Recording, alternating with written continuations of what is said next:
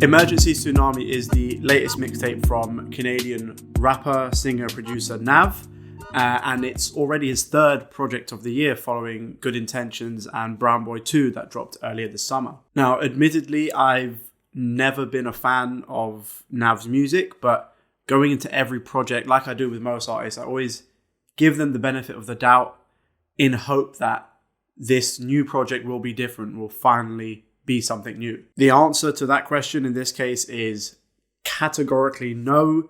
This mixtape, album, whatever you want to call it, is exactly how you would imagine it to sound, exactly the same as every other Nav project. It opens with the song Friends and Family.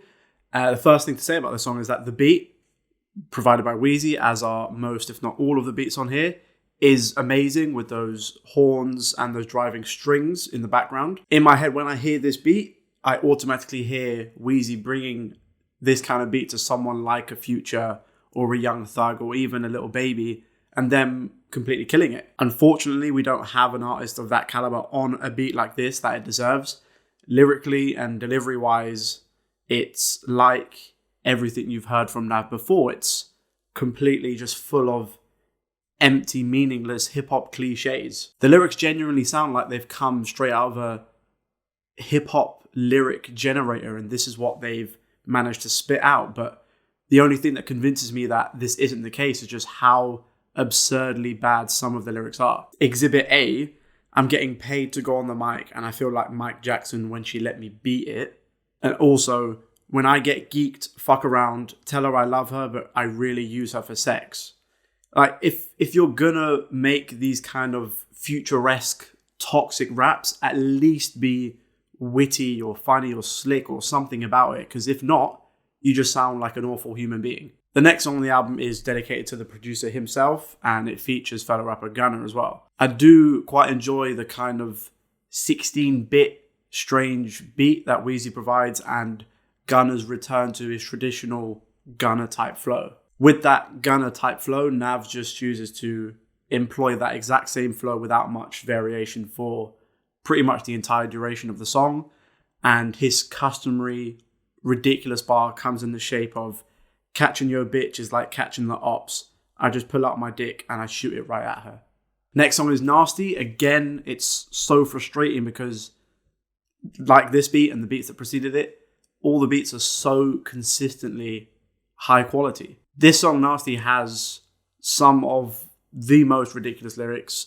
In particular, I don't know how much better she could get. Using her tongue when she give me a kiss. She be so nasty. I think that she's sick. Look in my eyes and she spit on the tip.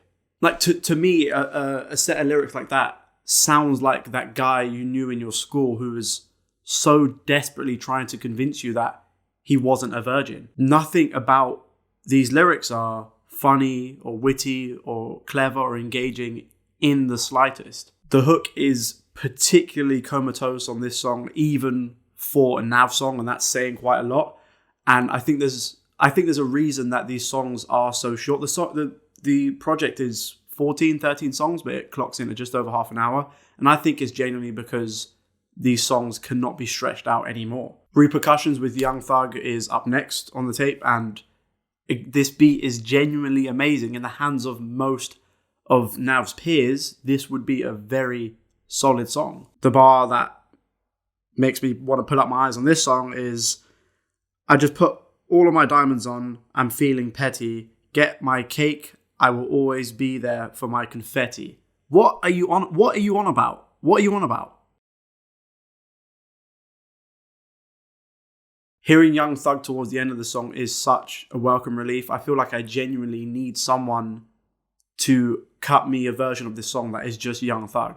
It's that very violent, stark contrast. You have, in my opinion, the most uninteresting one-note rapper in the mainstream at the moment, right alongside one of the most creative and dynamic rappers at the moment. Next song, Vitamin Socks. Again, there's nothing to say of note that you haven't heard from these songs before, except for one specific bar, which is where he says, "You might see me at parties in rooms full of rappers, but I don't really want to go though." Now, hearing this bar in the hands of most other rappers, you would assume that it's some kind of commentary about their anxieties, about the industry and the overwhelming nature of being this rich, famous rapper. Now, because this is Nav, what I'm imagining is that he is fully self-aware that he cannot possibly hold a candle to most of these people that he's regularly working with, and he just feels completely guilty that he has achieved the level of success that he has. That is the only logical way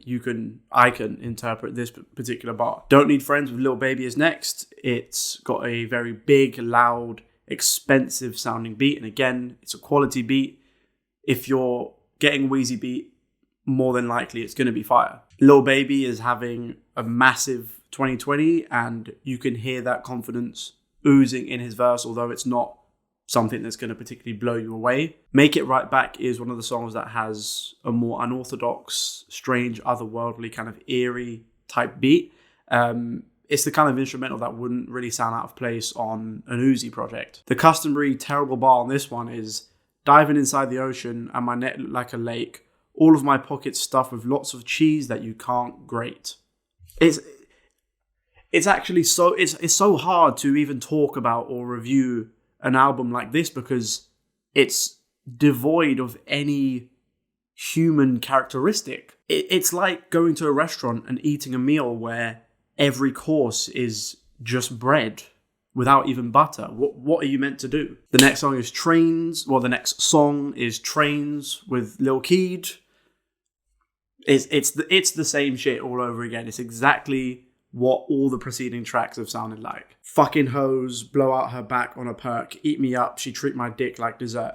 I don't believe what he says, not for a single second. I don't believe anything that comes out of his mouth, regardless of if it's true or not. Do Your Deed has a genuinely very interesting kind of meditative type beat, and it makes me question just how much Nav is paying Wheezy for these beats, because I can't imagine a Young Thug or a Lil Baby or a Future passing up beats of this quality. The one saving grace about this song is that Sar Baby is on it way more than Nav is. Dropping Tears is the emptiest song on the project for me.